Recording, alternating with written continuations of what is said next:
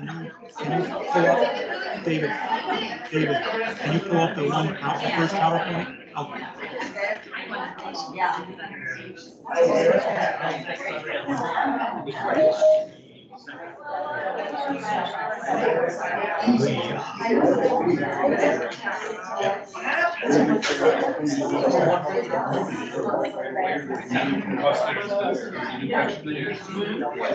Good afternoon.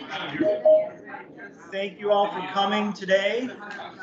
We're going to try and get all of our technology going in the right direction, and we'll get started. Wanted to try and start basically on time so everybody can enjoy a little bit more of the beautiful day today. I am Eric Berkler. I'm the county treasurer and have some other guests I'm going to introduce to you in a little bit. And our goal today is to walk you through information on the Medicare Advantage plan that is proposed for our Medicare eligible retirees, which a plan that would take effect on January 1st. The county legislators are considering that. I've been looking at this information for quite some time now, and to give you information on that plan so you can have any input as the process moves along. Can you hit slides for me, David? There's not too many of them, but so thank you again for coming. Our intent today is to again definitely inform. One audience we really wanted to reach was our county employees and hospital employees. I can tell there's also many retirees in the group today, and that is great. We thank you for coming. There will be retiree specific sessions, and we'll have those dates in a little bit. But there will be retiree specific sessions for you for information and for enrollment. So again, we'll give you those dates and plenty of information as we continue to move forward through this process. One more slide, please. So our agenda today, we're going to start with some introductions for our guests. I'm going to talk a little bit about how we got where we are in this process.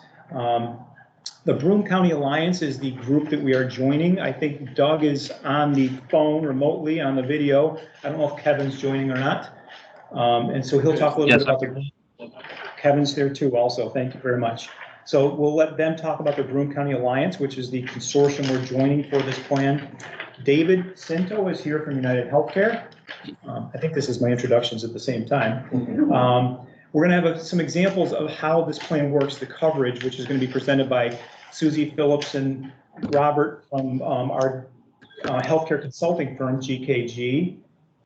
I'm going to circle back around and talk a little bit about the cost savings, and then we'll talk about next steps and the process going forward. One slide, David, and then we'll get the introductions formally.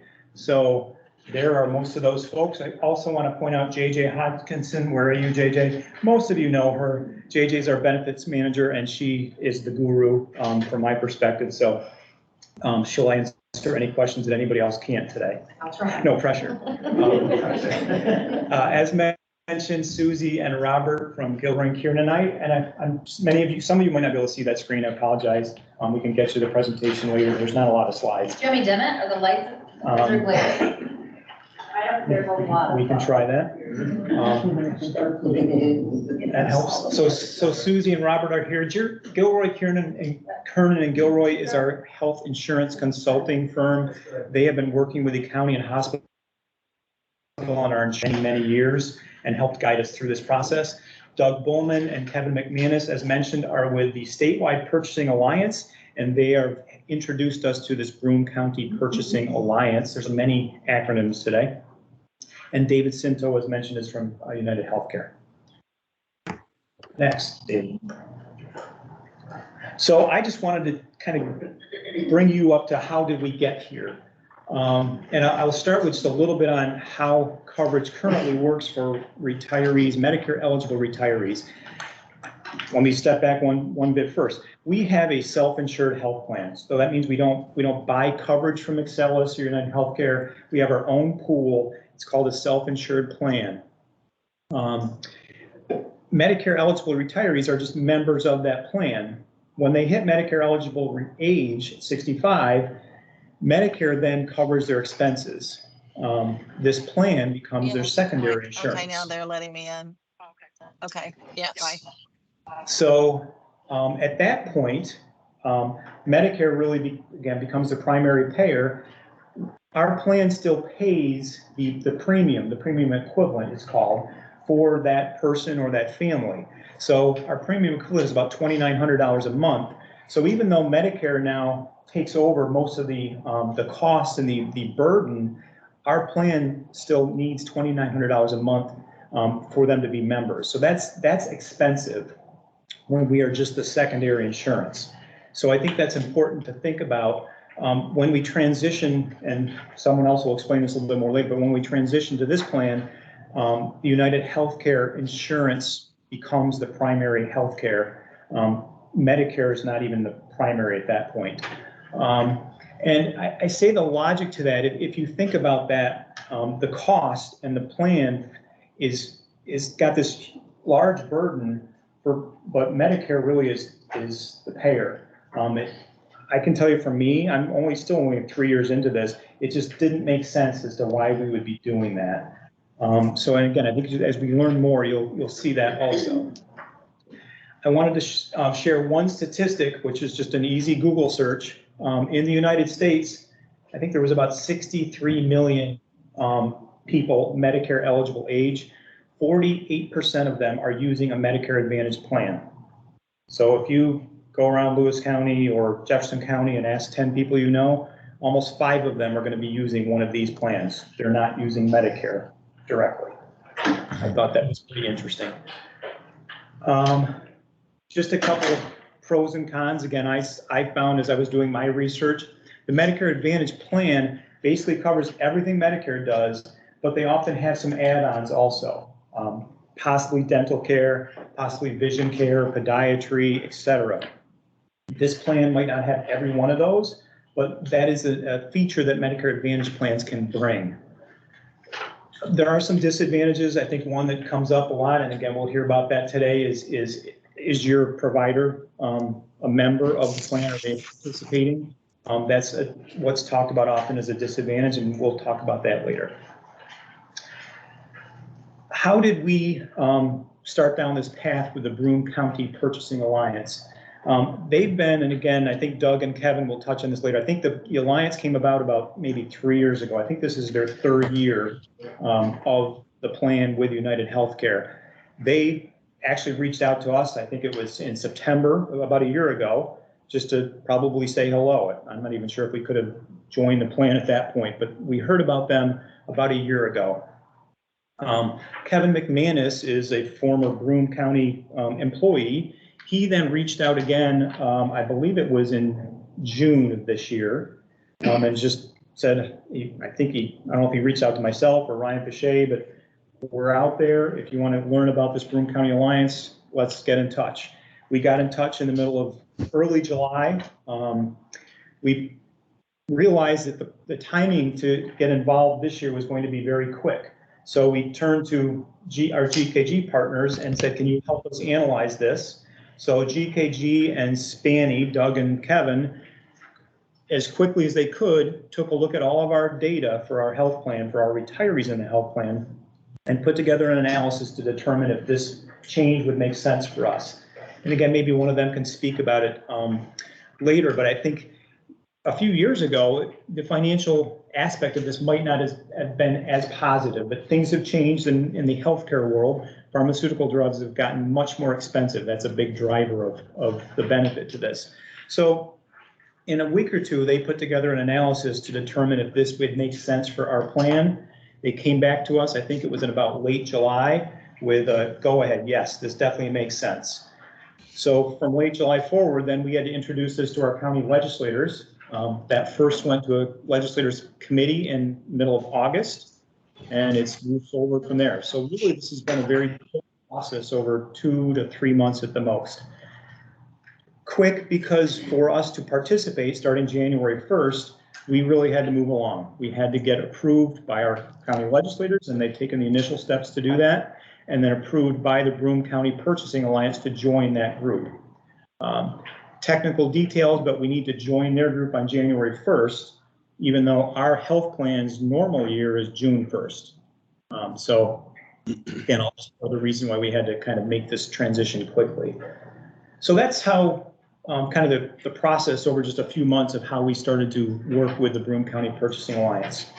Then one other thought I wanted to share, and then I'm going to turn it over to some others, is one participant phone call. And I know I've probably had a few more than a few, but I've had a handful of contacts on this process.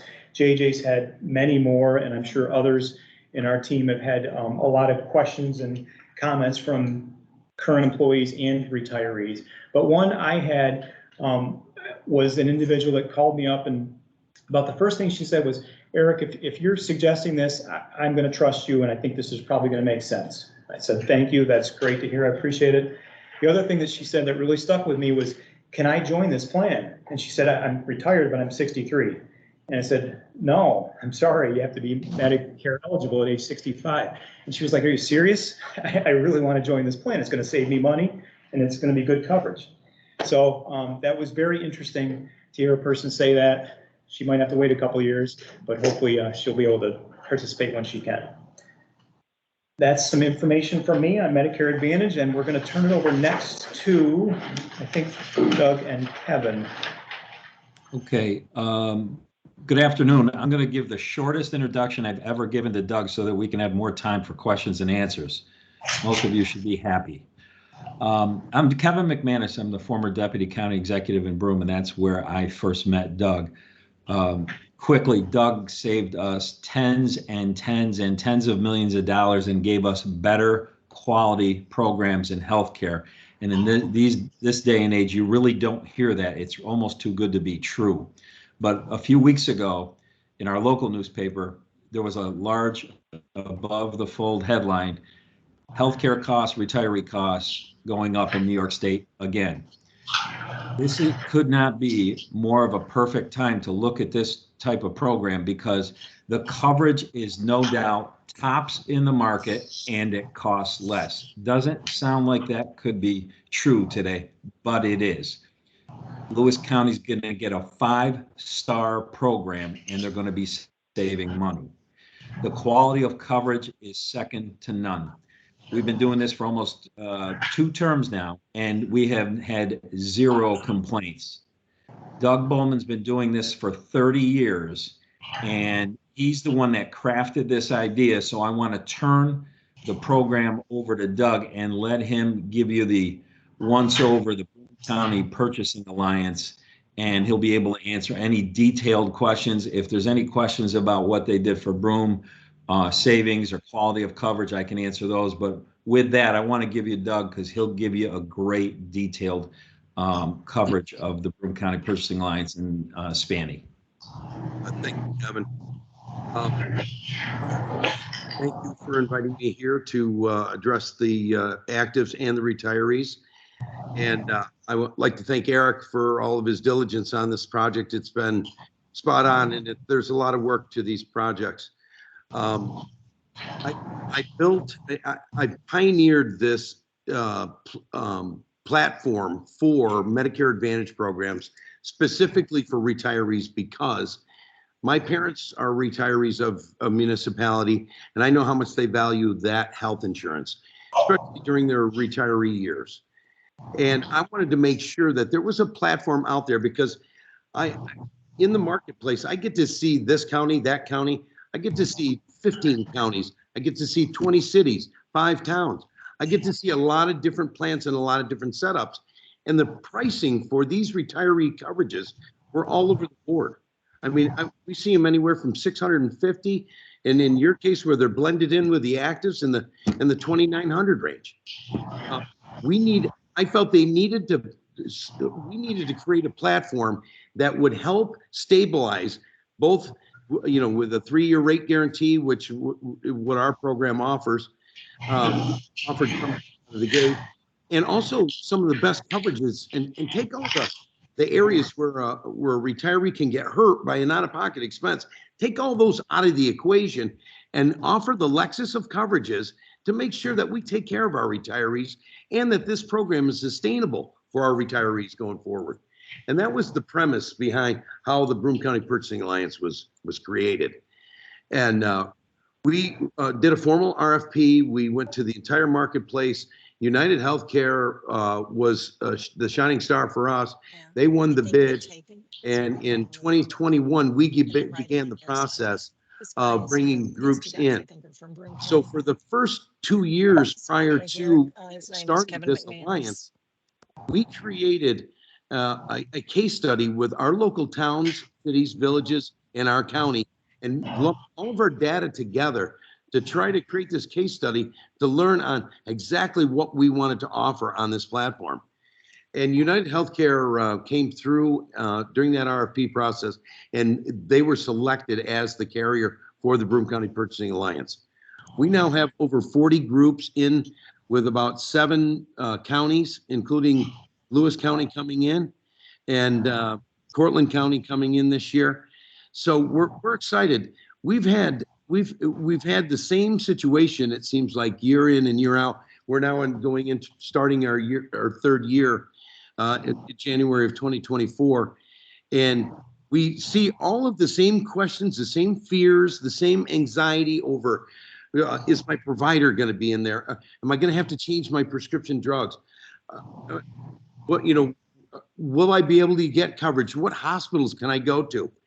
And we go through this process with all of you to reassure you that your coverages are going to be top of the line. Your provider network is as fast as you can get, because any provider that accepts Medicare is in network for us. We pay them in network. And Dave Sicko is going to talk more about that. But our facilities, the hospital, not going to have to worry about having any provider disruption. Everyone who is currently seeing a Medicare doctor or doctor that accepts Medicare is going to continue seeing them.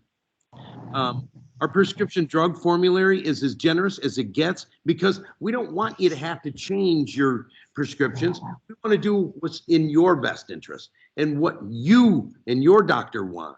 So our program not only has the typical formulary that you would have in a normal benefit plan like your current active plan, but it also has a list of drugs that are typically used by retirees that aren't covered by Medicare that we do pay for. So it has a bonus list of drugs. Everywhere you look in this program that we've created, it's exceptional in its category for benefits. On the medical side with zero copay, on all medical, not just certain ones, and durable medical equipment, you got to pay at 20%. No, it's zero copay on all medical expenses, and a 0520 on your prescription drugs. Now, you can also, on your prescription drugs, you can go to the retail pharmacy and get a 3-month supply for 2 copays and save them. The premiums are fully insured. There's no risk under your current program. And this is where I get into the sustainability problems. Program, your Medicare is primary on your medical, but your pharmacy is primary too, and there's where your biggest expenses are going to be. So right now, you're self-insured. Your pharmacy has no stop gates on it for the retirees, and if you have $1 million drug, that could potentially hit the county for the entire cost of that drug. And that's why I say a lot of these plans out there are vulnerable, and we needed to fix those liabilities, those exposures, and create a situation where you can get the best coverage on the market. And that's what we accomplished. Thanks, Doug. That's great. We will definitely have some time for questions at the end. So if you have questions specifically for Doug, try and hold on to those. I'm going to introduce David from United Healthcare. And I think one comment I might make, and maybe a question back to Doug, I think part of the reason this plan is so economical is because United Healthcare is highly rated. He explained that when he came to the legislators meeting. United Healthcare does a phenomenal job. CMS, the Center for Medicaid Services, rates them very well, and thus they can provide a lower premium because they're so well looked at by the federal government. We've been working with United Healthcare now for a month to 6 weeks probably. They have very much impressed me. You can ask JJ also, and Robert and Susie. Incredibly organized, walking us through this process, and very knowledgeable. So I think so far it seems like they're a great partnership with them. So that's my quick pat on the back and introduction for David. Good afternoon, everyone. My name is David Cinto with United Healthcare, and I think I have a different deck. Is it the other slideshow? Yeah. I wasn't sure if you're still gonna use those. Yeah. While I get that pulled up, again, my name is David Cinto with United Healthcare. You'll see me again next month. As Eric mentioned, in a few weeks, we do have those retiree educational sessions that we'll be coming back for, where we'll have the plan guides with us. You'll receive those in the mail here over the next couple weeks as well. But for today, in terms of plan material, I want to make sure everyone at least has this black and white printout. Not the big long blue one, but the other one. Does anyone need one? One person? All right, let me grab one for you. Thank you. All right, and this will just be good for us to reference as we go through. I do also want to premise this. This is is it okay if Yeah, go ahead.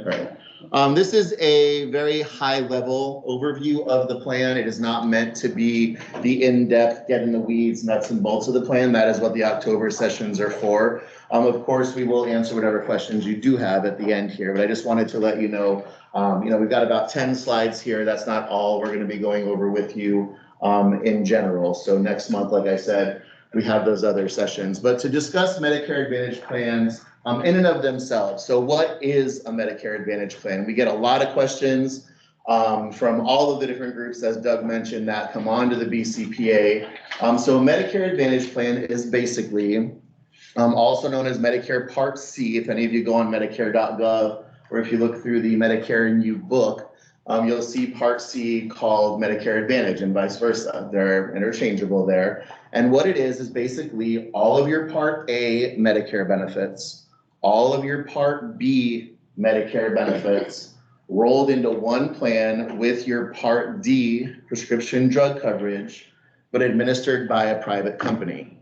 There's a lot of misinformation out there and disinformation out there around I lose my Medicare, I'm no longer enrolled in Medicare. If I leave and I have to go back to Medicare, well then I'm gonna have a penalty because you're disenrolling me from Medicare. And that's not the case.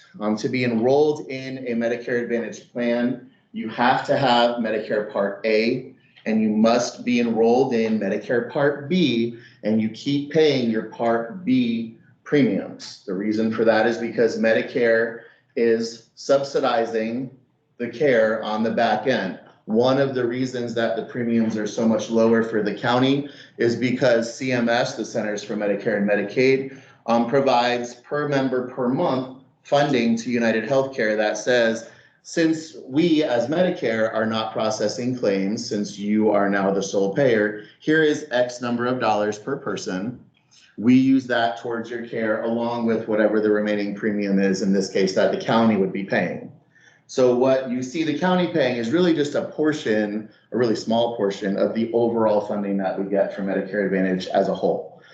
So you do have to have Medicare Part A, you do have to have Medicare Part B, and keep paying those Part B premiums. If you lose Part B, Medicare will notify United Healthcare and say, please disenroll them from your plan. They're not eligible if they don't have Part B. Okay, you still have your Medicare card. You can still call Medicare. They'll still know who you are. You still have Medicare. Again, the main difference is that the claims now come directly to United Healthcare, and we pay them 100%. So you no longer have that 80-20 split that you're used to with original Medicare. You no longer have this or the other coverage picking up whatever's left. Everything comes directly to United, and then the claims are processed based on the benefits you have in your hand here. Okay, so I just want to reiterate, you do not lose your Medicare if you join a Medicare Advantage plan. The only thing that changes is who pays the bills. If you ever leave the Medicare Advantage plan with United, you automatically are put back onto original Medicare the day you leave. So there is no penalty if you want to go back. There's none of that. I hear a lot of that. I heard some of that at the board meeting last month as well. So just wanted to be clear with that. So the plan guarantees, and this is by law, all of the benefits of Medicare Part A, all the benefits of Part B. Medicare obviously oversees these programs, whether it's United, Cigna, Aetna, Humana. We all have to guarantee at least what Medicare provides you today. So you have all your Part A, all your Part B benefits. Again, your prescription drug coverage, that Part D drug coverage is included in the plan. And then as Eric mentioned, there are some additional benefits that are built into the plan as well. We'll go over a few of them, but there's a whole long list of them that we'll go over as we march through here. All right, let's talk about just some of the highlights here. So again, it has prescription drug coverage. It does include vision coverage for eyewear. It does include an allowance towards the purchase of hearing aids. It also includes, as we mentioned, actually we didn't mention, but chiropractic coverage is also included. You also do not need referrals to see specialists. This is a PPO plan. It is a PPO plan, and as you're used to in and out of network benefits, right? The difference, of course, with this plan, and that's what this little blurb on your right-hand side says, coverage for visiting doctors in and out of network is the same cost share. If you look at the paper you have here, this black and white version, you see there's the benefit, and then there's two columns. One says in network, one says out of network. Is there a difference in your copays? No, still zero, right? So it's $0. Of course, on traditional PPOs, if you go in network, you pay a lower amount, usually, let's just say, for example, $5 or $10 to go see your primary care physician. If you go out of network, you would pay maybe 30 or 40%, depending on the PPO plan design. But on this plan, it is the same. When Doug mentioned earlier, you can see any provider you want as long as they take Medicare and they are treated as in network. This is the reason, because your cost share does not change. It's still $0. Okay, so you're able to go in or out of network for the same cost share. In terms of how providers are paid, that's a common theme we've been hearing over the past few weeks in general. Providers, if they're in network, of course, we have a contract with them that says how we're going to pay them for different services. If they're out of network, well, how does that work? What if what you're going to pay my doctor isn't enough, and then they don't want to take the plan, and then I have to change doctors, and we pay them the way that Medicare would pay them today. Okay, so your doctor obviously takes Medicare today. So if we do not have a contract with your provider, they are paid according to Medicare's fee schedule. The same way they get paid today, they would get paid by United. Other questions, well, what about administrative burdens? What about prior authorizations, things like that? If they're in network, those providers know what those commitments are. If they are out of network, they do not have those requirements because we can't make them do anything, right? Because they're out of network. So to make it easier for them to accept the plan, they don't have to worry about any of those restrictions or any of that additional paperwork. All right, so we'll march on to the next here.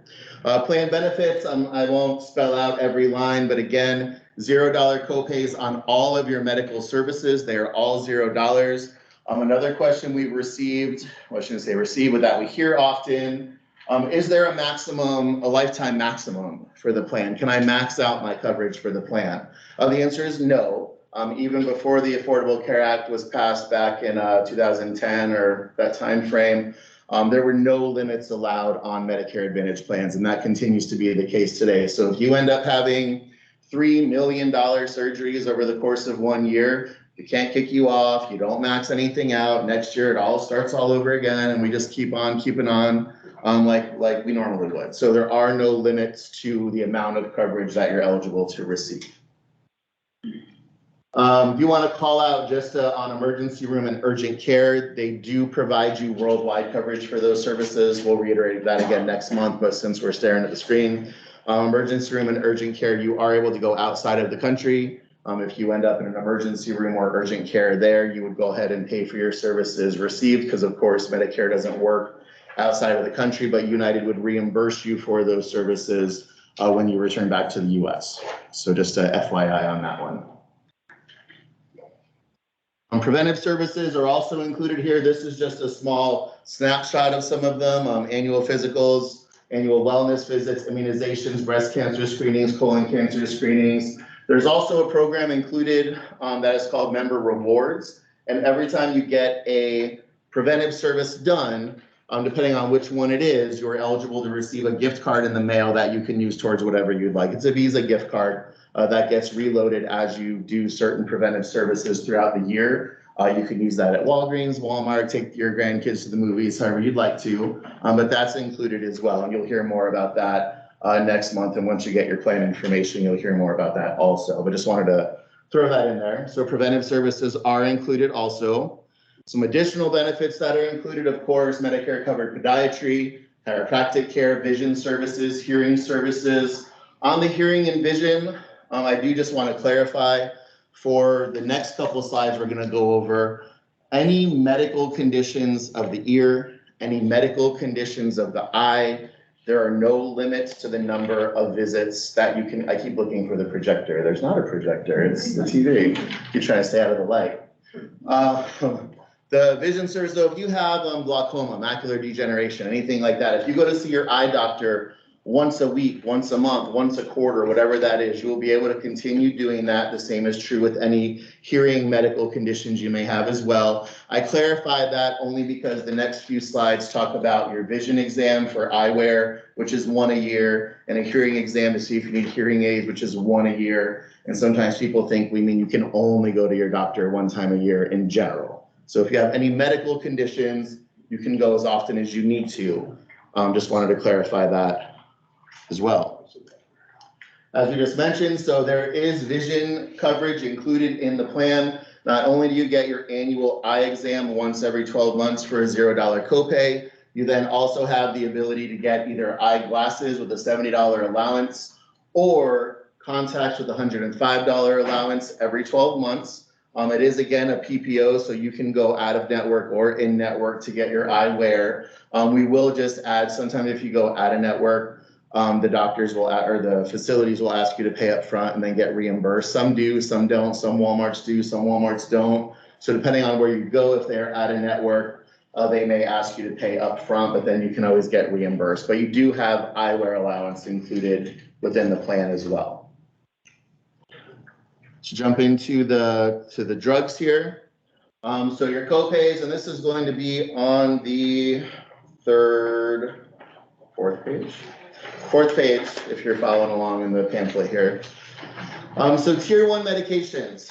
Tier 1 medications are going to be a $0 copay, whether you get a 30-day supply at your local pharmacy or whether you get a 90-day supply through the mail at OptumRx. OptumRx is United Healthcare's own company, so that is who we use for our mail order. You are able to get a 90-day supply at your local pharmacy. That is something that people always ask, do I have to do it through the mail? You are not required to. You are not required to, but you can. Preferred brands are going to be $5 copay again for a 30-day retail or a 90-day mail order supply. Non-preferred drugs, which are your higher cost brand names, are $20. And then your specialty drugs are $20 as well. So these copays are lower than what's on the other plan as it stands today. So that is a little bit of a savings just in the copay there. Has anybody heard of the donut hole or the coverage gap? Does anybody know what that is? No? All right, I'm just going to explain it kind of in a nutshell. The takeaway I want you to get from this is that you do not have a coverage gap. You do not have a donut hole. Basically what that is a period in Part D drug coverage where retirees may have to pay 25% of the cost of their medication. A lot of people, when they hit that, they suddenly have a couple $100 copay and you might not be prepared for it. This plan, again, is a customized plan. You do not have the coverage gap.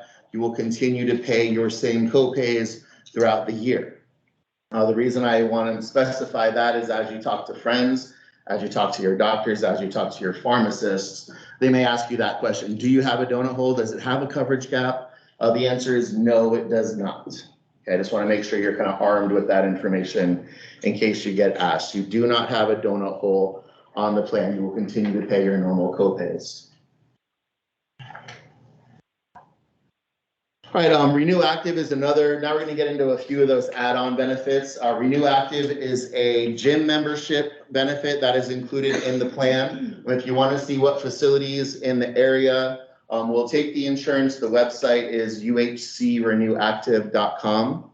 Again, uhcrenewactive.com. You can put in your zip code. It'll tell you, given whatever the radius is, which facilities are part of the plan. If you don't see your facility on there, if you currently are paying for a gym membership, there is a nomination button in there that you can submit the information to us and we'll reach out to the facility.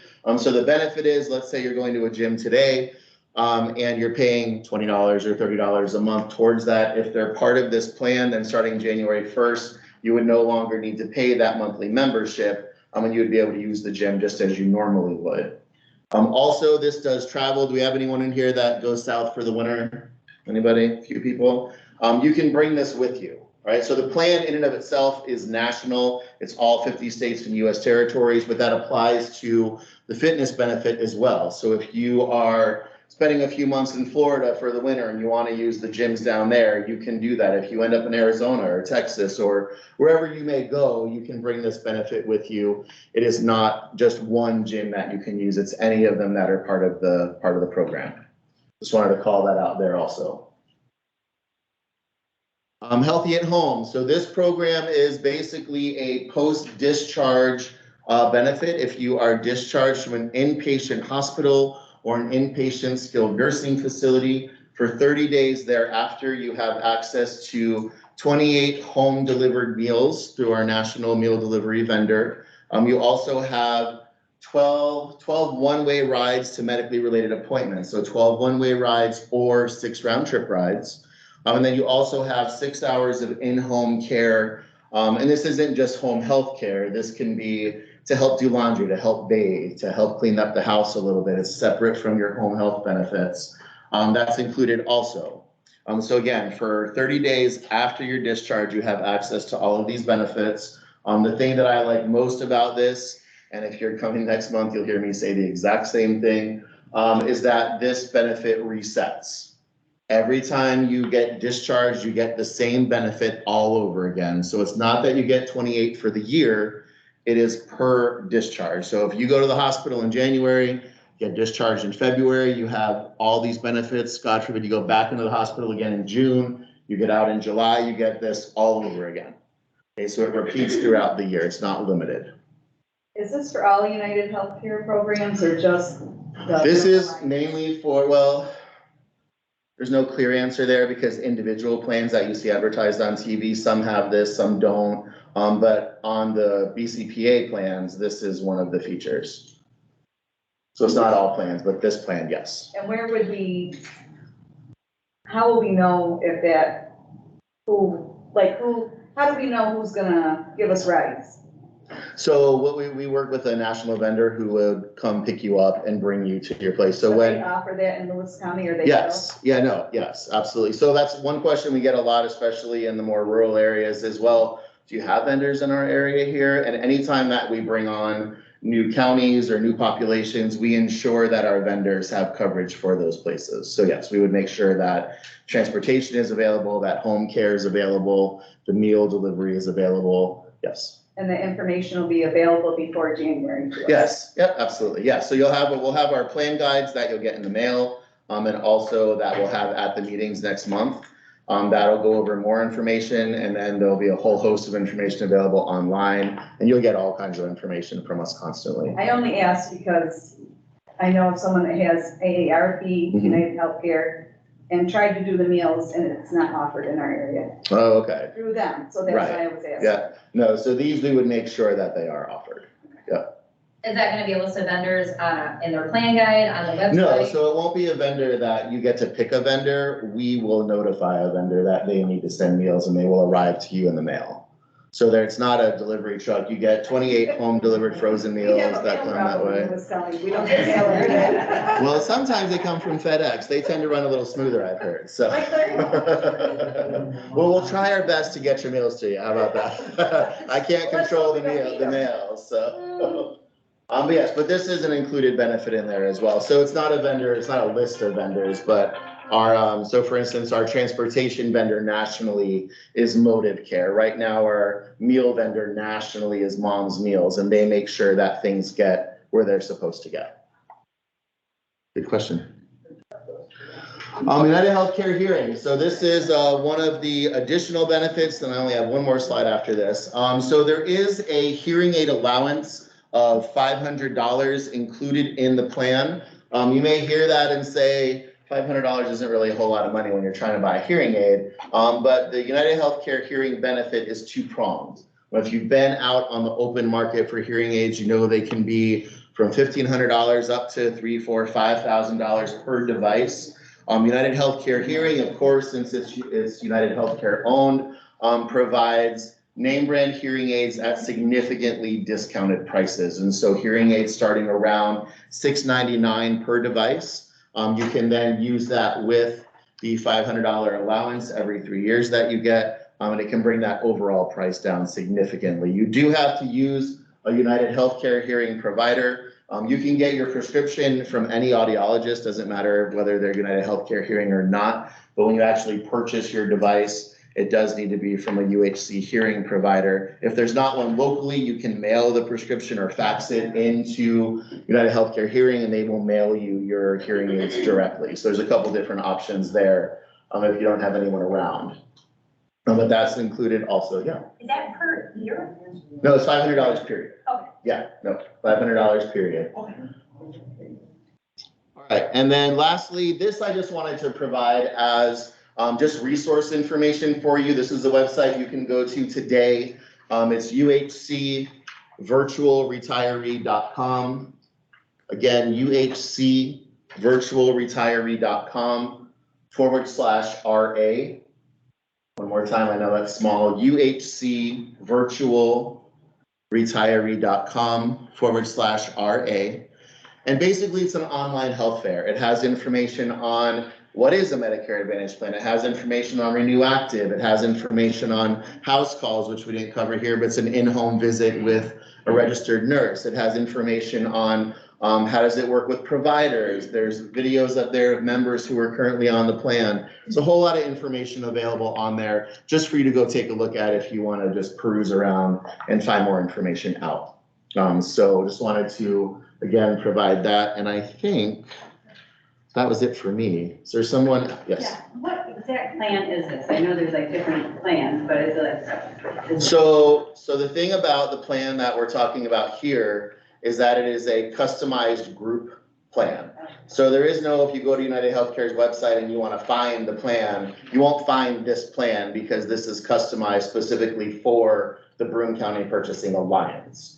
The plan's name is the United Healthcare Group Medicare Advantage National PPO Plan. That's the name of it. But if you're looking for that on one of our websites, you're not going to find it for that reason.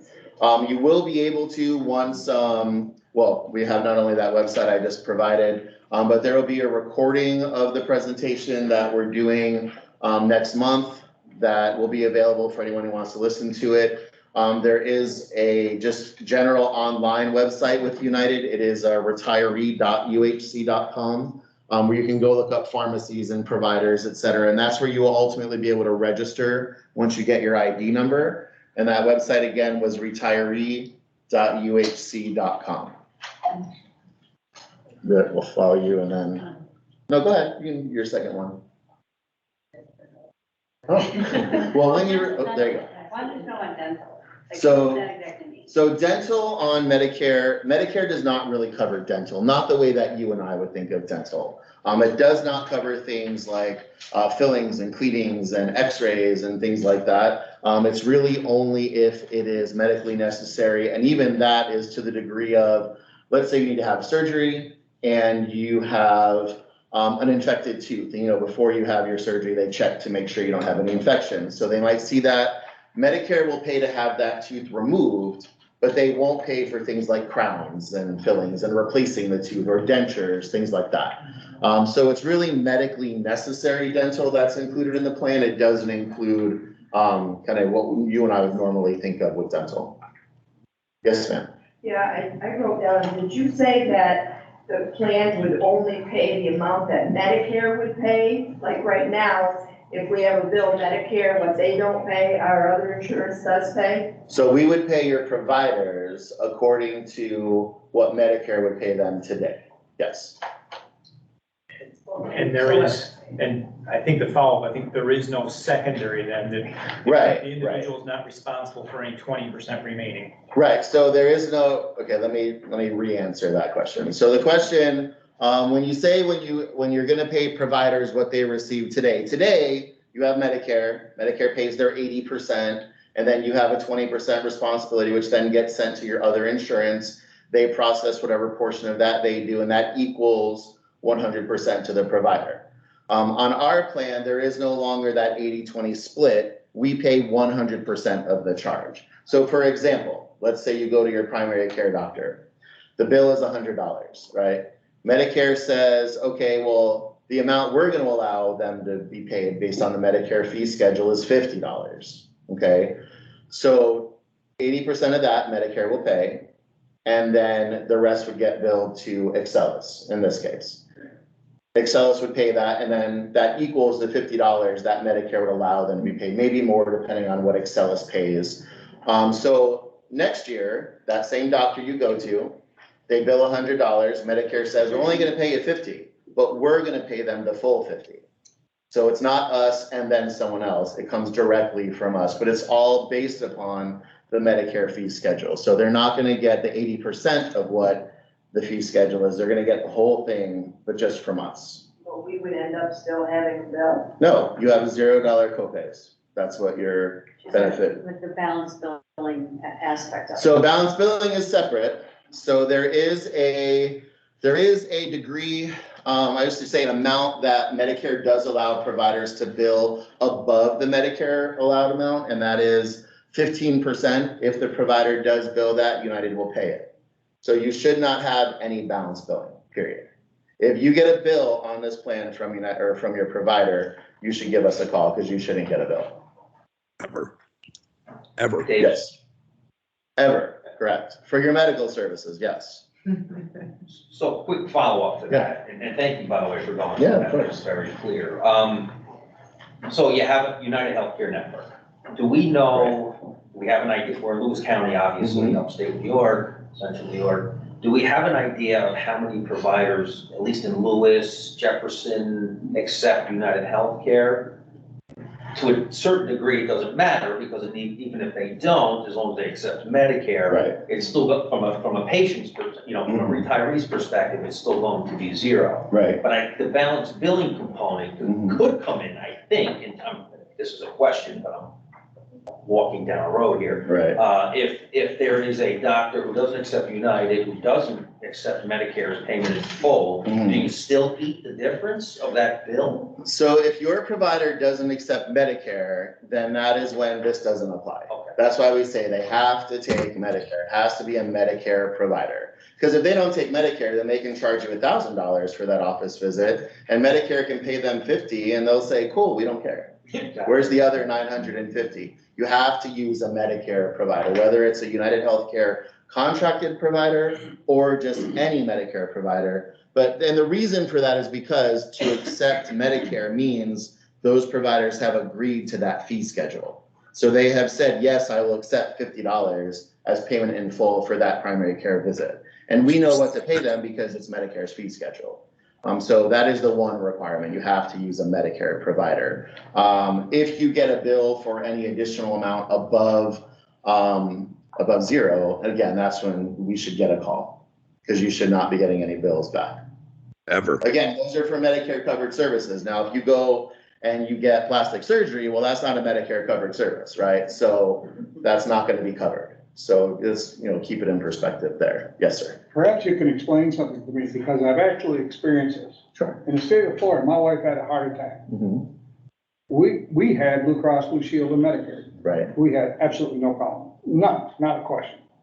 However, in that particular hospital, there are signs up saying we will not accept United Healthcare. Mm-hmm. The cardiologist, when we went to do the backup, the same thing. Our regular doctor, what has changed that, or hasn't changed it? Well, that would depend on the provider. I mean, every provider has their own rule, and there may be a provider in Florida that just doesn't want to accept United or only wants to accept original Medicare. There could be reasons for that. I don't know that one provider or that one hospital as to why they would have that rule. Well, this is a level 1 trauma center. Right. So I'm saying to you, I'm gonna tell my wife has a heart attack here, but I've gotta go off and find it before, find a hospital that'll take you. No, well, Now first of I- all, emergencies, Wait, where I can walk in right. and give the Blue Cross Blue Shield card Mhm. and they go to work. They did an excellent job. What has changed? Well, federally, they can't turn you away for an emergency, period. So they can't say, oh, you can't come to West Side Regional because we don't take United Healthcare. It's an emergency by federal law, they have to take you. There is no way around that. They didn't refuse us, but the signs Well, are there right, for but the others. signs are there for others, and that is because, and there's United Healthcare, just like any other carrier, we have hundreds of plans. We have active plans for employees. We have retiree plans. We have individual Medicare Advantage plans, supplement plans, Part D plans. And there have been instances where I've called providers' offices and they've said, we don't take United Healthcare Medicare Advantage plans. And I say, oh, but this is a PPO and it has out of network. Oh, well, then that's fine, as long as it's a PPO. So to that point, it could be that they don't take it because they're not contracted. But if it's out of network, they may. It really just depends on the situations. And we've had some providers, even within New York, with some of the different counties or municipalities that have joined, and the doctors say, oh, we don't take United Healthcare, we don't have a contract with them. So United Healthcare calls them and we say, this plan doesn't, it's not an HMO, you don't have to have a contract, we'll pay you. They explain the whole thing, and oh, we didn't realize, okay, then it's fine. So a lot of that is us educating the providers. And one of the things we're doing with the county is getting that provider utilization data from your existing carrier that we can then reach out to those providers. First, verify, to your question, who's already in our network. Who that you're using today is already in network. Second, who is out of network, but we know you already take the plan because you're billing us for it today. And that's a question we get with St. Joe's all the time. St. Joe's always comes up. They're not in network, but they billed us yesterday because they take it as out of network. So it's fine. And then if there's any providers that are on that list we get that we haven't worked with before, we proactively reach out to them to say, hey, starting January 1st, Lewis County retirees are going to be on this plan. Are you willing to take it? Let's tell you how it works. So we do that outreach to those providers. Does that mean every single provider always says, oh, yes, absolutely? No, here and there we get one that says, I just don't take Medicare Advantage plans, period. So I don't, you can promise me the moon, I'm not going to do it. That's just the fact of the matter. It's their own private business. They can do that. But all in all, we really don't run into any issues. And like Doug said, we've got quite a number of groups on the plan now. We really don't hear that much pushback from members or issues with providers. Right. Yes. Dave, isn't it about 97 or so % of the providers out there take Medicare? Well, so it's about 98% of providers nationally take Medicare. Yeah. So, I mean, the possibility of us finding one that does not accept Medicare is pretty slim. A lot of it's got to be done on an education basis from us. And what some of the outreaches that you've done in our areas for our other plans. I mean, we have over 40 plans. We have yet to have a grievance from one of our retirees. So right. I know it's a change in how you see and how claims are being processed, but there's very little out of network for us when you have 97% or 98% that accept Medicare. So it becomes a moot point, and a lot of times there's a lot of fear and worry about whether this is going to happen. Well, let us reassure you that there are the majority of your people will all be able to see the same providers they're seeing today. And if there are any concerns, so to your point, if you're in Florida and something comes up, you can call us, obviously. But more importantly, one of the good things about being attached to your employer group is you can call JJ, you can call Eric or whoever they would call, and they know how to get a hold of me, Susie, Rob. They know how to get a hold of us to say, hey, this is an issue, we need to work on this now. And usually within the day, we figured it out, and there's not really a problem there. So I'm not going to say that there won't be a bump in the road at some point. I don't want to, I'm not going to promise the world. But again, we haven't had issues like that come up with providers. To say to this gentleman's point of 98% of providers take Medicare, that sounds reassuring. However, they're in business. They can limit their patient panel to how many Medicare patients they take Yep. versus private insurance. Correct. So, you know, I think that's kind of, so it's not a moot point from what, you know, how he's expressing it, because it can still be a very valid challenge for. Yep. And that is true. Oh. But I would say, speaking to the population that's moving on to this plan now, if your provider you're with today is accepting Medicare, they're not gonna stop next year. You know, they're not gonna say, oh, I know you're an existing patient, but I have You're an existing 81, not patient. 80. Right, exactly. Seeking other providers, specialists, whatever it may be. Exactly. And those are business decisions by the provider, you know, so if you have a provider here who says, okay, I've hit my cap of 100 Medicare patients, I'm done. That's a decision the doctor makes. That's not insurance-based. That's not, you know, to your point though. Right. Oh, Yeah. I'm good just saying job. the difference between Appreciate Medicare and say your Blue Cross Blue Shield product, they're gonna take that Blue Cross Blue Shield. Well, right. Versus, Yep. you know, that's where the tipping scale is, as to. But they have Medicare today. That pays primary or secondary, primary today. So they're accepting Medicare today for those Same people amount. going there now.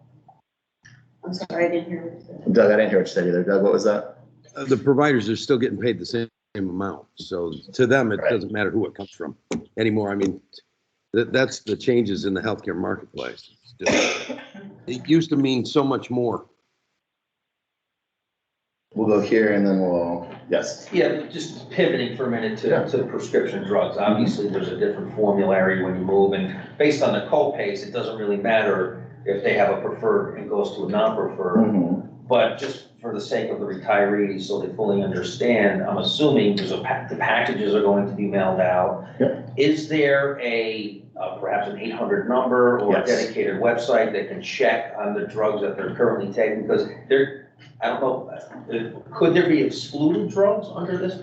There could be. This is a federally regulated plan, so there are some drugs that Medicare and the FDA say cannot be included on the Part D formularies, but we do have a bonus drug list that was attached to this to speak to some of those drugs. So you could run into that where you have a drug that the government says you cannot cover this on Part D.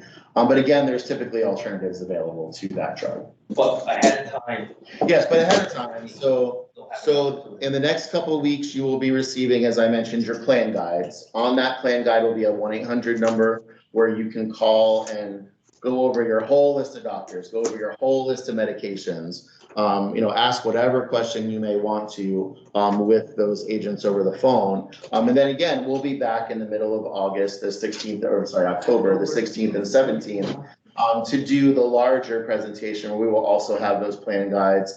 And at that point, we'll be able to sit down with you as well and look up your doctors, look up your drugs, see where things sit, if there's any concerns that you may have there. But you will have the opportunity before the plan starts, of course, to review those documents. I will say the plan guide you're going to get in the mail, it does have an abridged formulary in the back of it. That's, I think, about 20 pages that covers the more commonly utilized medications. It doesn't include every single drug. So if your drug's not in the book, I don't want you to get nervous and say, oh, my drug's not covered. It's just that it's not in that version of the book. And that's when you can call or wait for us to come back in October and do those meetings, and we can look them up with you and sit down. But there will be a lot of information coming your way. There will also be, as I mentioned, when I do that presentation on the 16th and 17th, we will also have an audio video recording of the same presentation that we'll actually probably have to do this week, that you can listen to with your family or send to people who weren't able to come and listen to the presentation again if you would like. So was there another presentation after mine that I just kind of picked? Yes, the whole yes. idea? So what's, these great, these are, one more, I'm sorry, yes. Well, my question to you is, we're talking about St. Joe's, not to beat a dead horse, but, as of July 1st, 2023, all of St. Joseph's health facilities, clinics, practice locations, and services will be out of network on Medicare Advantage plans. Correct.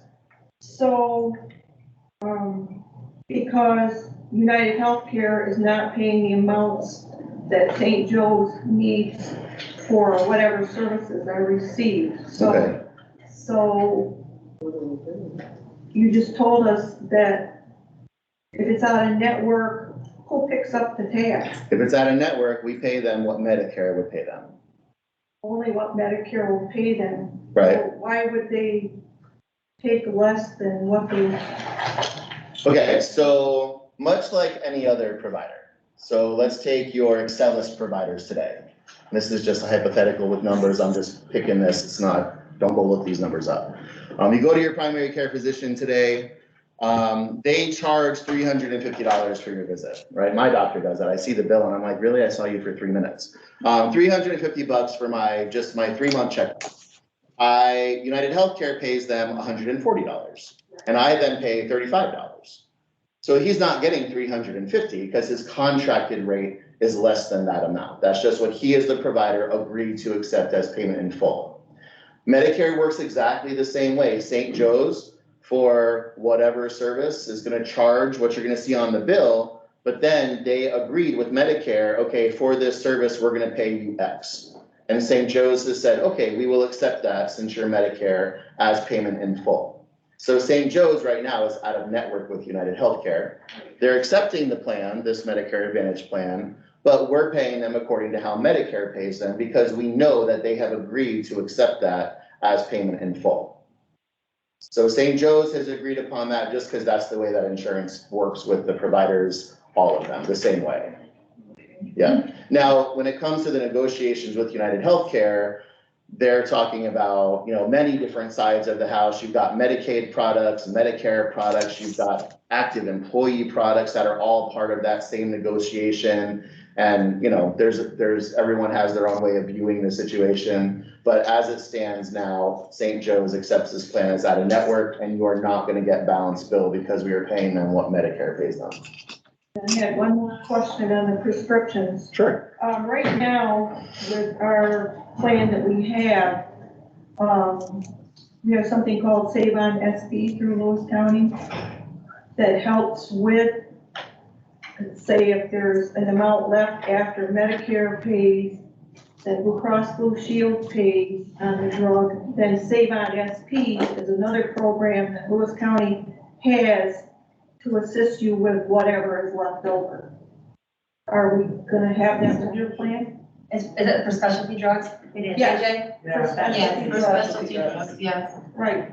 So are we gonna have that with United Healthcare? So I'm curious, I have some questions about that scenario, only because, so the copay period on specialty drugs is, what was it, $20? So that's your copay, period. Medicare today does not pay for outpatient drugs. So Medicare doesn't pay anything towards your lisinopril or your whatever it is you're picking up at your local pharmacy, but they do pay towards Part B drugs, which are oftentimes infusions that often are also specialty medications, which might fall under this Save SP program. If that scenario is correct, this plan covers all of those Part B medications. So infusions, chemo, all of that at 100%. So you have a $0 copay. So there would be nothing for Save SP to really get into because your copay would be 0 to begin with. So you're saying on the specialty drugs Mm-hmm.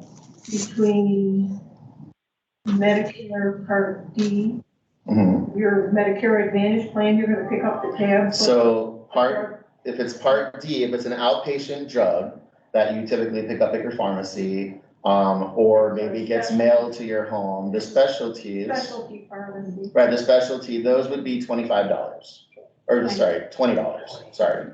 So You you're, don't pay anything now. Right now. oh, okay, well then your copay would be Save on 20. SP picks up whatever that. So I don't know how Save SP Yeah, works. so any sort of infused drug is gonna fall to the medical benefit. Right, So Save-On would not cover that. So this is specific to Part D right, drugs. And if there's a specialty drug that has a Save-On benefit attached to it, so they're pulling down manufacturers' assistance, yeah. Like Humira, Embro. It could go from 0 to drugs like 20. that. And even though the company is assisting with some of it too. you know, the AFB, I take Humira, so AFB is kicking in some, and then, the Medicare, Blue Cross Blue Shield, and then the Save on SP. So I will call out, just because you brought up the copay cards, those do not work with these plans. So just in full disclosure, the copay cards don't work with Medicare Advantage plans. If you have a copay card now, if you look at it at the bottom, that little small writing, it says you cannot use this with a federal program, so whether it's a Part D plan or a Medicare Advantage plan. So I just wanted to call that out in case anyone's using it and in January you can't use it, don't be surprised.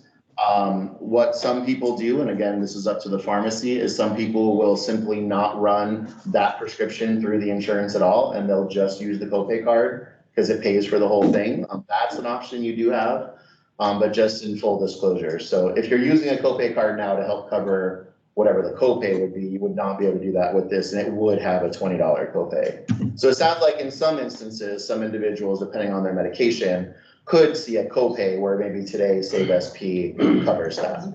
And to be clear, just to follow up again, the vast majority of folks that are taking, on prescription drugs are going to see a decrease in their copay. Correct. But for the rare instances of specialty where you'll pay 20, no more than 20.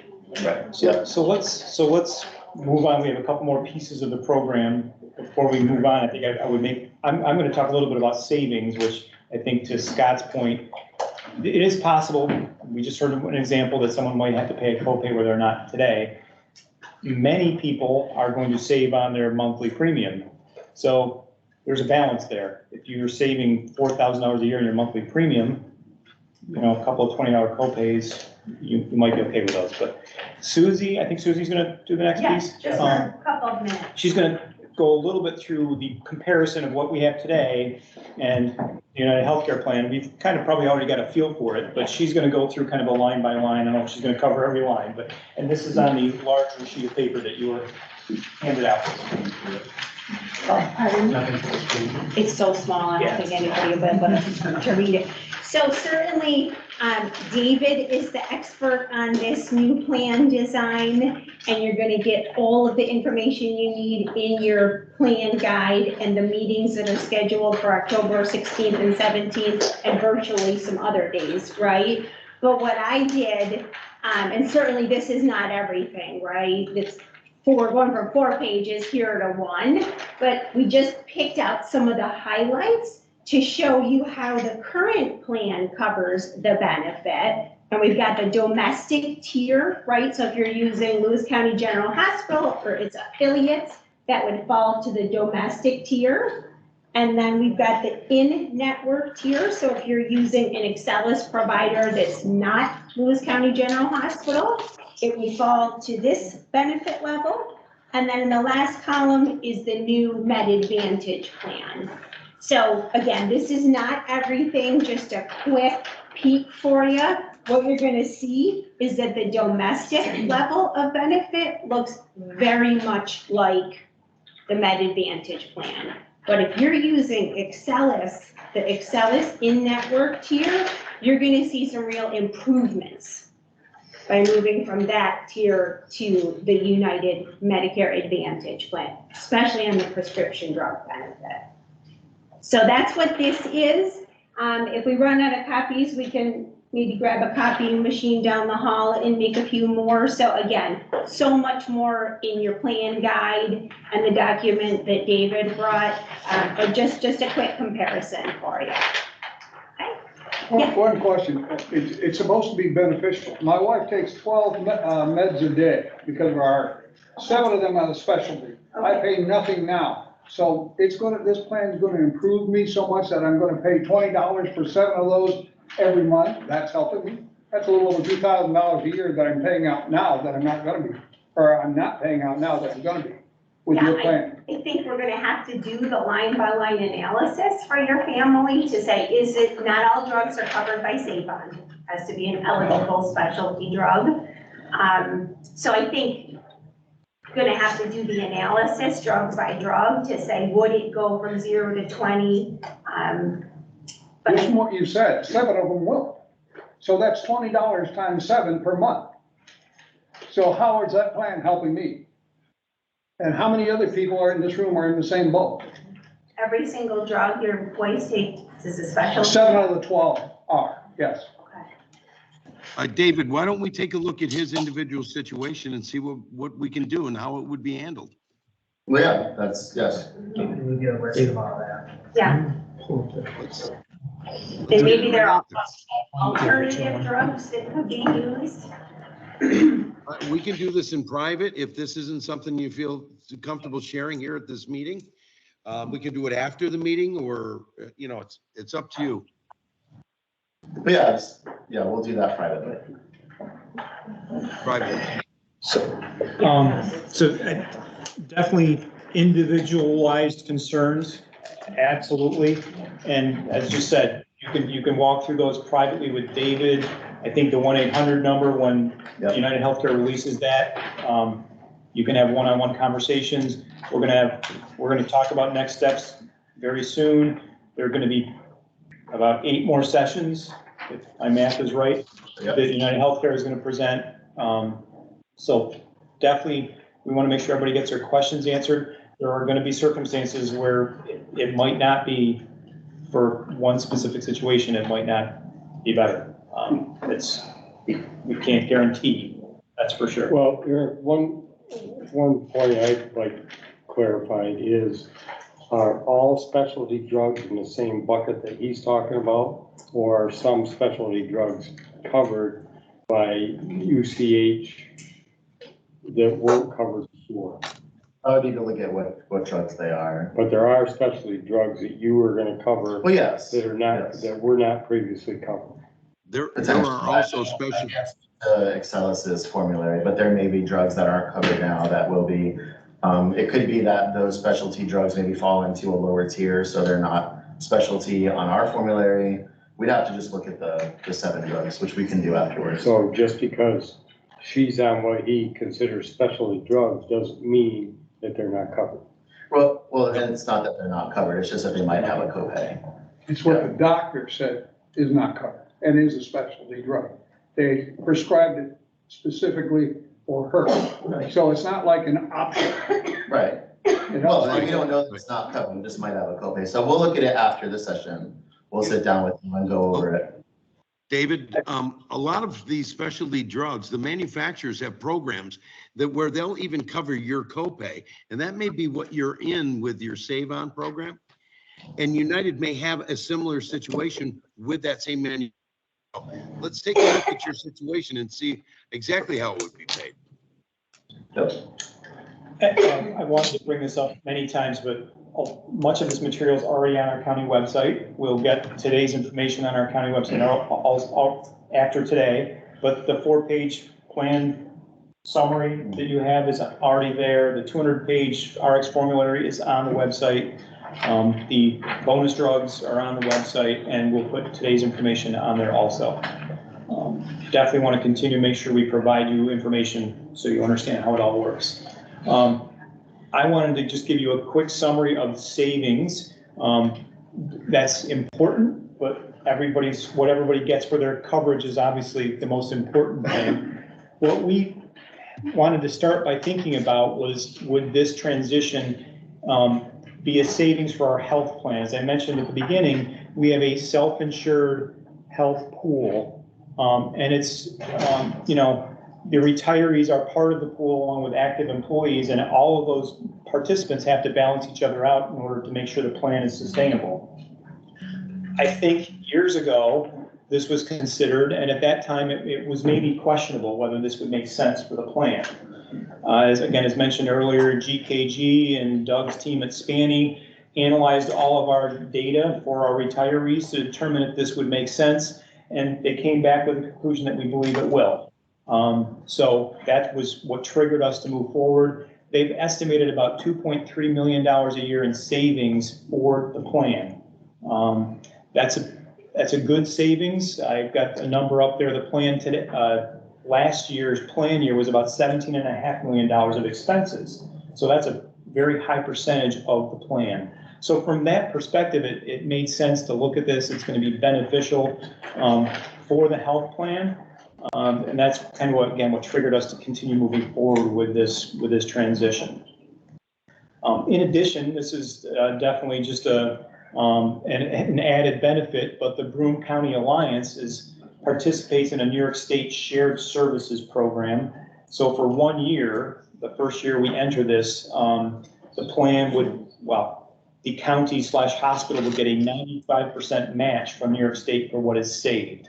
The intent is that match will go right back into the plan to ensure the health self-insured plan stays healthy and sustainable. So we definitely believe there's good savings perspective for the plan.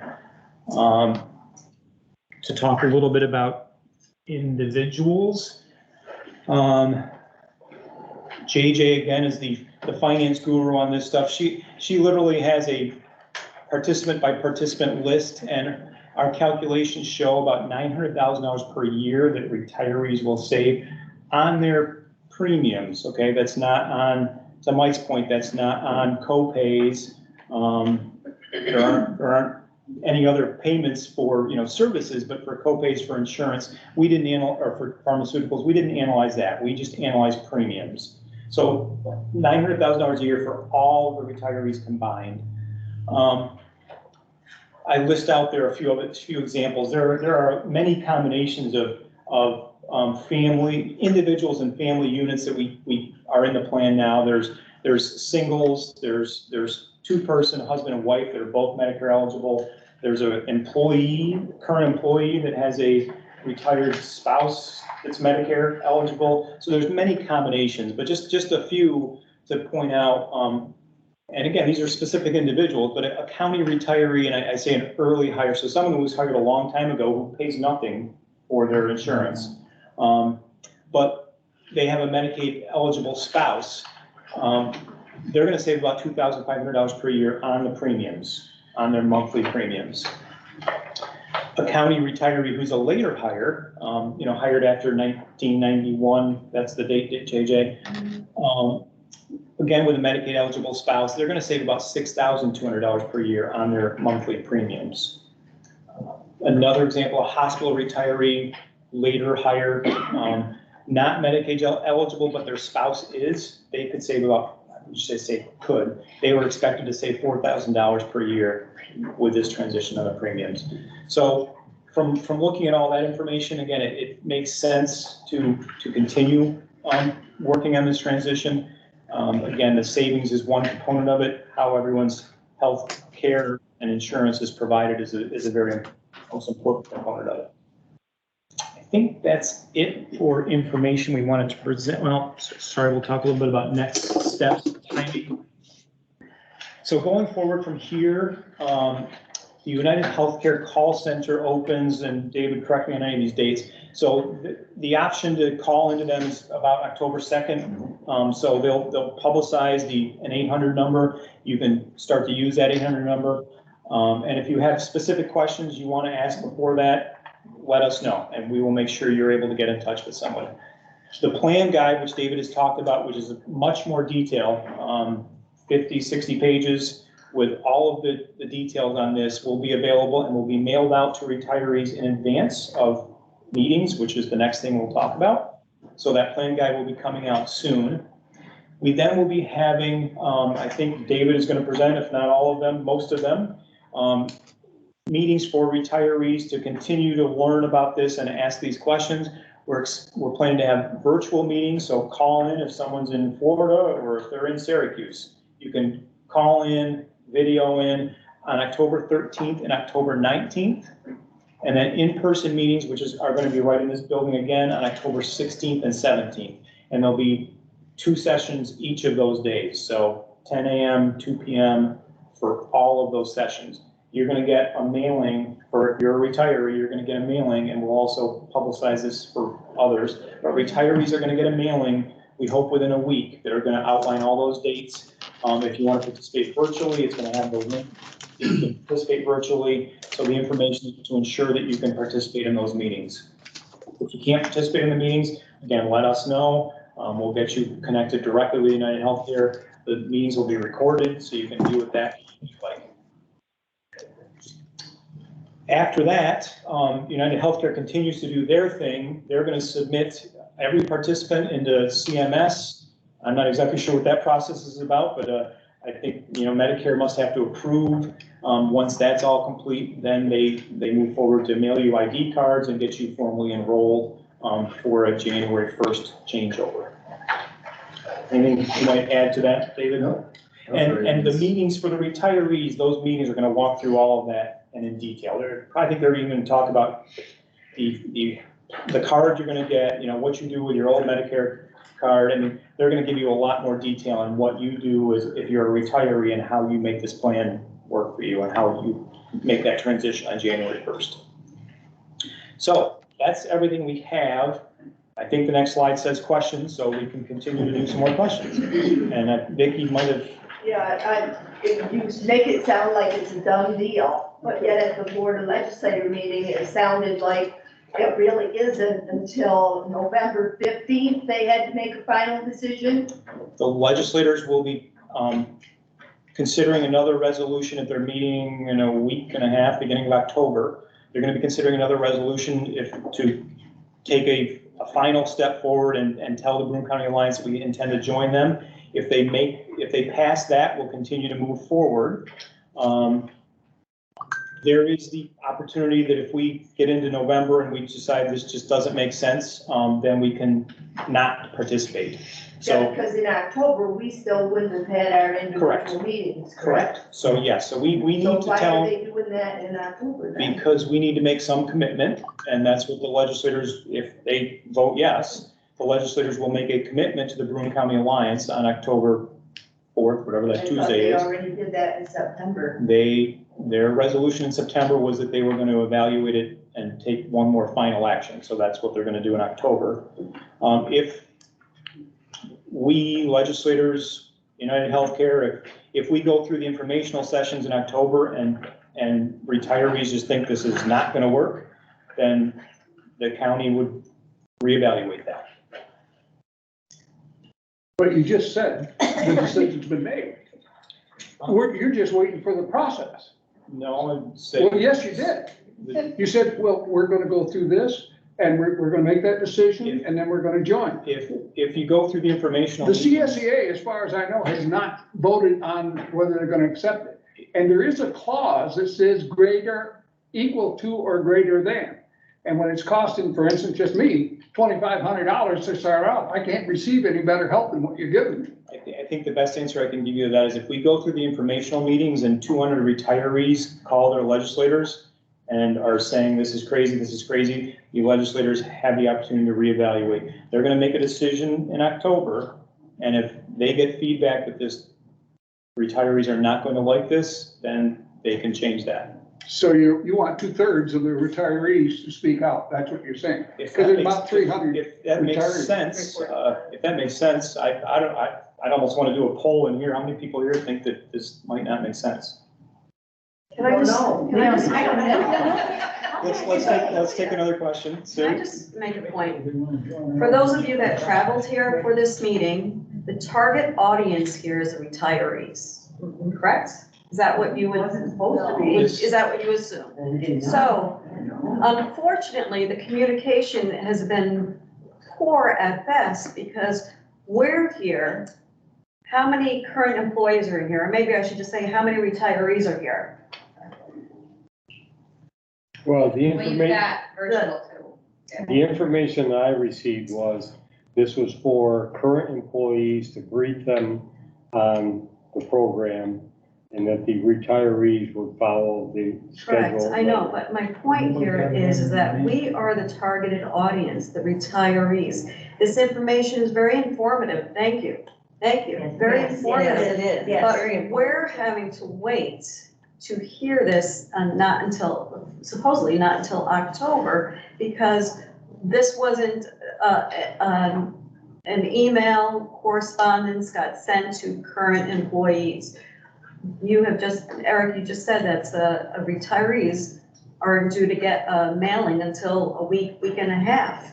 Again, we are the target. Correct, This but if information- you ask Brenda, correct me if I'm wrong, but they asked for us to give an informational meeting to the current employees who may or may not have to vote on it. That's what this meeting was for. They obviously don't care about What us. about it, they're not retirees, they're current employees. Brenda, what did you? If I could speak, I think I'll try to answer Sue's question.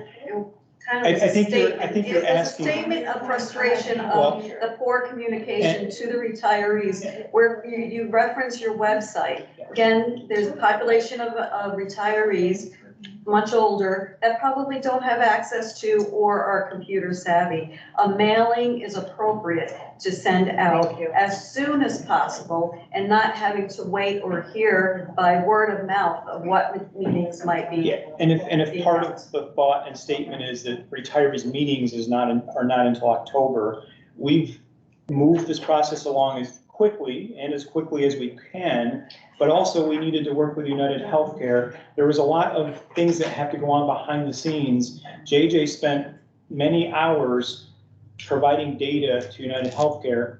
They couldn't move ahead to get things started. They couldn't schedule dates to come and provide these sessions until we'd done those steps. So since, again, about early August to mid-August, we've moved things along as quickly as we could. We could not have had retiree meetings this week or next week. It just didn't work out. I think, and we have one legislator here, I can't speak for the legislators, but I think we'll have the retiree meetings, and if there is feedback to the legislators that this isn't going to work, they will listen to that and they will have the opportunity to change direction. This, in essence, is an informational meeting, which is what is much needed. I feel like the next meetings coming up are more of a plan forward versus information to us. So I saw that, I've seen that presentation, and the slides that he shared with today are part of that same presentation, plus more. It is very educational, informational, and then to help you with certain steps. I've specifically asked David that. Those are 2-hour sessions, and there won't be any of the other stuff from myself or the consultants. It's just United Healthcare. It's informational, questions, concerns, and how you move forward. At the legislative meeting, we've asked for a plan document. You'll get it. It will be in your hand on October 12th, around there. But not before the board. Not before the board. So they're gonna vote on something we haven't We seen. don't even know what. So this is That's the what you're closest saying. you're gonna come to a plan doc as there is. The plan guide is just tons of great extra stuff. This is the coverage. We'd like to see the extra stuff. You will get the extra stuff again. We've been walking through this process with United Healthcare, and United Healthcare is, I don't know how many times bigger than Lewis County. We couldn't change their process. We didn't ask them to change their process. We've both been moving very quickly to get to that point. They're gonna release their plan guide. When they do, it's gonna get mailed to every retiree. And again, the information in there is gonna be much more detailed, but the guts of what's in the plan is in those 4 pages. But is it gonna be before the legislators do the voting? No. So you might as well save your paperwork. Here's my understanding of the October 3rd vote is United Healthcare needs to analyze a lot of data. They are not going to move forward with that unless they see some level of commitment from us. So we are making that commitment that if everything falls into place, we will continue and we will join the thing. If during these meetings with the retirees, if there is the majority of people that don't want to move forward with it, I've said this many, many times, we will not move forward with the program. In most cases, Larry, I believe you, but this one I don't. But thank you. At least you're out on the floor. We're calling you out on it now, so. I've said it before. It simply is just about being informed. It's simply about being informed and communication. And again, I think I sometimes have to bite my tongue when I say it. We put out as much information as we could, as quickly as we could. there's other sources of information that don't come from us and they might not be accurate. Now, currently on the website, and JJ may be correct me wrong, but I believe the 4-page document is on the county website and a list of broad coverage, but not an individual, every drug coverage. There's like 200 drugs on there on the list right now. It's all on the county webpage. All you have to do is go to the internet, type in lewiscountynewyork.gov, and I believe it's right on the banner or one of the bullets down below that says about this policy. I remember the exact And title. also, if I might add, those retiree meetings, the informational meetings, they'll also sit with you one-on-one and go through your individual situation and be able to plug it into the computer and tell you, here's all the providers that are that are, you know, are available. Here's all the drugs and how they fall and what tiers they fall. And, you know, right now, Lewis County is a self-insured plan. If you have a special situation where you have some specific drugs that were covered differently under the other plan, I'm sure that we can work out with the consulting firm to set up some sort of an account to pay for those drugs for your co-pays or out of pocket. So there's always options out there. You're not going to be left behind. And I believe in what Eric has said is that he's going to look out for the best interests of everyone here. So I think we have to see everything and take a look at everybody's individual situation. And I think you need some assurance, some reassurance. And David's there. He can help provide some of that tonight. And then we can work on it going forward if there's an exception need. Other questions I saw? Yeah. My question was, and it's not, it's on your last group of slides. You said that there would be a per year savings for the employee or retiree from what they're paying now. And I don't see that. Someone, I think JJ maybe, said to me that there was gonna be say if you were hired after 1991 and you're paying for your insurance, so you get Medicare A and B, that is being taken out from your Social Security, then what is the premium on top of that you would be paying? It's $275, but the way you're billed now, if you pay 25% of your Excel's premium now, you're only gonna pay 25% of $275. Which is $68 and, wait a minute. So your bill, so you're. Right now, it's over $3,000 a year. Okay, so one quarter, what, you pay a little over $1,000 for a quarter? Okay, so. Your quarterly bill will drop to about $400. And what was the percentage on this? You're paying 25% now. Okay.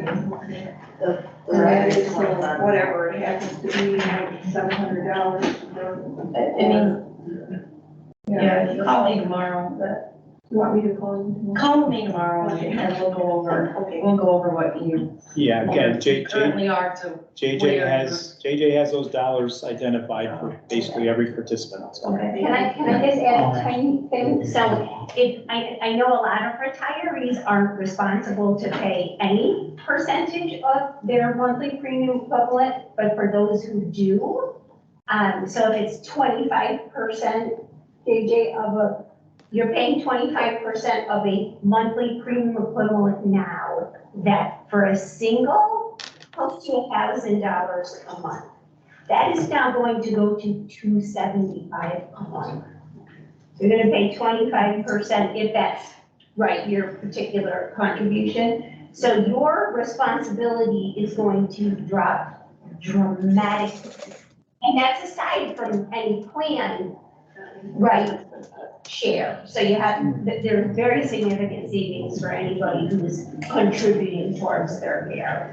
But some of us really old people that came on the job in 1974 have paid nothing because it was guaranteed to us before. So it's not a benefit to us.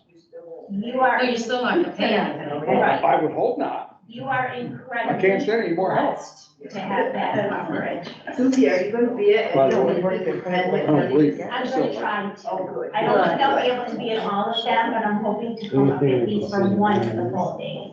And if I could, before people start to scatter, if I could just add in on was confirming with Stephanie, who's doing the implementation here. She's going to send a PDF of the plan guides to everyone. So you guys can post them on your website. So that way you guys can at least see the plan guides that way before they get to you in the mail. And also I want to give you the customer service phone number. They're actually active now. That you guys can call and ask these questions on drugs or doctors or any of that. So the United Healthcare customer service number is 844-665-5564. So that's toll free. It's 844-665-5564. That's 8 a.m. to 8 p.m. local time, Monday through Friday. So feel free to give them a call. They can go over all your providers, all your drugs. They can look up whatever it is you are interested in. And again, that plan guide is available electronically at least. And you will be receiving them in hand around the 12th. So I think those are a couple of great pieces of information. So we will have David sitting over here is our IT guru and takes care of our website. So we will have that telephone number and the digital plan guide available on the website, I would say within 2 days. So we can do everything we can to provide you as much information as we can. I think the bottom line is the communication. You know, once again, the employees that are active were given all this information with this 844 phone number and whatnot. In anticipation of someday that they may be where we are. But why wasn't it given to us? You know, that's the biggest issue, is the communication. Can we just put a link in those at the meetings, like put a list of the meetings and information some other way besides mail, just for people that don't know enough to look at the website? Well, some people don't get their Yeah, mail. I'm working on all that, but I'm just one person. I'm never like 400 of you, so, you know, I'm working on it. The flyer that we've created has all the dates of that time, the call-in information. It does have the call month, the live. I didn't know if it was, we had it set live 10-2, but if it's live now, that's great. So it does have all of that information. And again, we'll be sharing that, yes, to our website, but we could certainly look at other avenues of sharing it as well. Today, we were just, our intention of today was to meet with our employees for our health insurance committee conversations.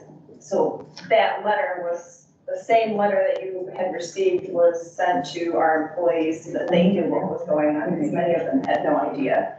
And then we'll be sending out those dates and times. We were just confirming up today the locations that we could have these meetings, because we were trying to find a location to have those meetings. So as soon as we had that finalized and all of that, we're gonna be making sure to get those available to you. I don't know that we have a email list of everyone, but we have everyone's address, and like that, we will post them as much as we can and try to share that as widely as we can to everyone. But today was just a matter of where do we find space to fit everyone that actually has parking, that has, you know, we're not gonna have a courthouse for everyone to come in, there's, the parking's horrible there.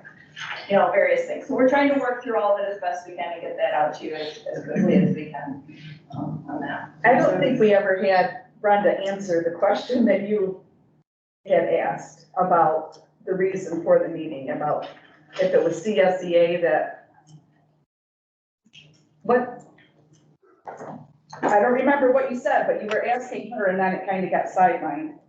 Like Oh, well, why you were the saying meeting about was the called for, communication, why or? we didn't tell you guys. Well, Was we wanted to because- inform the employees. We wanted to inform the employees, and it was basically, this is what they were gonna get, which most of you already saw at the Board of Legislators meeting, so. Do the employees vote on this? Is this a voted thing? That's Well, that's a subject- Brenda question. We are still in that discussion. There is some further developments that we're going to be talking to the county about. One of the things that we said about this meeting was, we also invited retirees. So many of you have heard from our current employees about today, because We agree that the communication is needing a little bit of improvement, just because this is rushing along so quickly. We wanted to make sure the most people that could be notified started being able to come to these meetings. So that's why we mentioned PCSEA and retirees, because we do care about what's going on with you, and we do care what your opinion is. That's why we were asking for you to join us here at this meeting, because we get our vibes from you. We need to know from you how you want us to respond.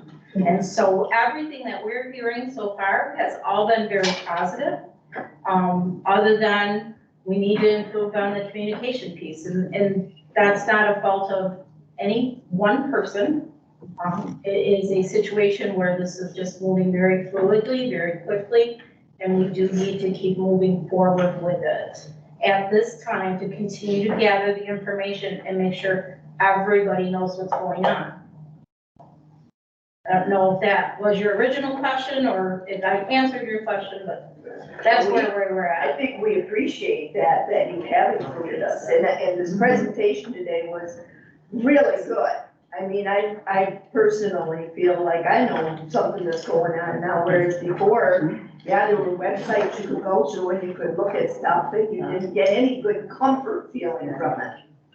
Whereas today, I think we really did get good answers. And we're hoping that you will continue to get those answers. And the October meetings will be able to be more individualized, for you to be able to hear what will affect you individually. And then we're still gonna need that feedback from you guys, how you feel about things. And you'll get it. No doubt. But we do need it from the current employees as well, because we all are gonna be walking in those shoes very shortly, or some of us will be very shortly. Yes, And so I think it was important from our perspective for not only our retirees to hear this, but also for our current employees. A number of us are still helping our parents with things like this, so we may need it for that reason. I already told this girl there. I told her, where your mama. I told my mother it was wonderful, I, just one thing, and I need to right a wrong that I've done here, and I didn't even realize I do it. I inadvertently, whether I liked it or not, I called Larry a liar, and I did not mean to do that. I have known that man a long time. He's never been devious to me. We may not agree on the information, but I certainly didn't mean to call him a liar, and I really want everyone to know that. We've been friends for a long time, and that was not my You need to intent. kiss and make up. Well, pucker up, Larry. Well, I want to apologize. We should Make sure the hours watching. Leave these two alone. All right. Thank you very much. Definitely a lot of great questions and discussion and feedback. I think something Brenda just said made me think really a lot more information on the retiree level to come in October, and just ask questions, whether it's from United Healthcare or myself or JJ, ask questions. That will certainly make this all. I got one All probably process better. stupid question, but every week I get packets from like United Healthcare, sign up for this, what packet are we waiting for? Is it? From Lewis County. So the packet that will come will be, it will be almost magazine size. It'll be a thick book. It's not gonna be an advertisement. It's going to be a book. And it'll say Lewis County on the cover. Okay, good, cause I get these like. Yeah, no, so, and that, yeah, and I'll add that, since you bring that up, and we'll talk about this more next month too, but obviously October 1st is coming. That mail never really stops anymore now. No. But your mailboxes will explode again next month.